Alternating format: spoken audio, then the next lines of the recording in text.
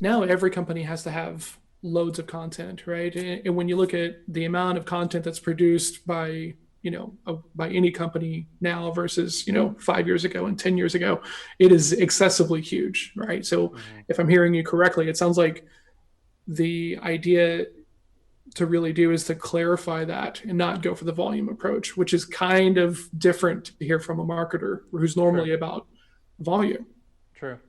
Yeah, it's simplifying it. It's making everything we do way more impactful in a fewer words if we can, and Yeah. in a fewer resources or a fewer tools if we can. And that's I think that applies, of course, when you do coaching. I'm sure, like business coaching, and you just look at like how can we simplify everything down to do it with the least amount possible, still make the biggest impact, and not because I Yeah. can get so bogged down with resources and things that I use because I like them.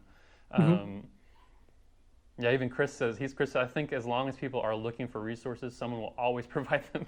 Yeah, yeah, it's true. Um, there's a whole billion-dollar industry around that, Chris. yeah. um, but yeah, I think yeah, it's just simplifying. It's just clarity. Our core foundations we've really been pushing lately for us, like, there's just two things: a story and clarity. Like, we've got to make those just right, and we've got to go back down to that basic foundation first before we do anything. If it's a project or it's a whole company, Yeah. and yeah, I think it's not necessarily removing that resource or way of doing it. It's just simplifying it down to make it a little more impactful. So it's not marketing just for the sake of marketing, right? Because I think the metaphor you said a moment ago of like trying to keep them in this web of like they're constantly up in the air, like some sort of juggle with like all the Right. excessive retargeting. Like I play a game at the end of the day to kind of wind down and to like stop being so ramped up, and it's this very fairly boring game, but I lose a lot at it, and it shows me these ads, and they're all these like agency coaching guru ads and stuff like this, and it's like I have not clicked on any of these yet, guys. Like, stop. But eventually I'm just gonna start helping them hit their ad spend goals, because that's their claim to fame is they spend $500,000 a month, and well, let me help you a little bit since you can't take me out of your targeting. Right. At some point it just gets ludicrous, right? So Yeah, where do you think that line is?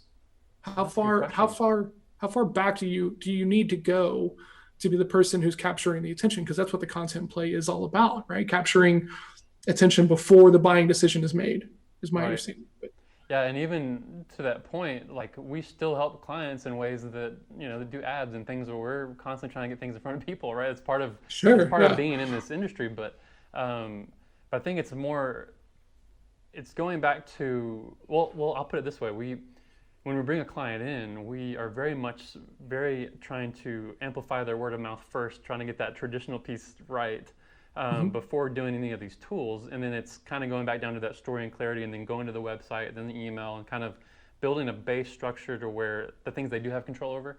Um, but yeah, it's a really good question because I don't know the line. I know that for me, the way that I guess I'm just going to approach it through the feelings I do have towards it, and the ways that the research I'm finding.